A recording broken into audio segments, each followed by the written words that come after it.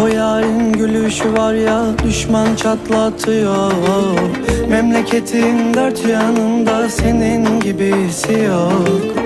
Bakışlarına kış gelmiş gibi bakma, gönlüm üşüyor.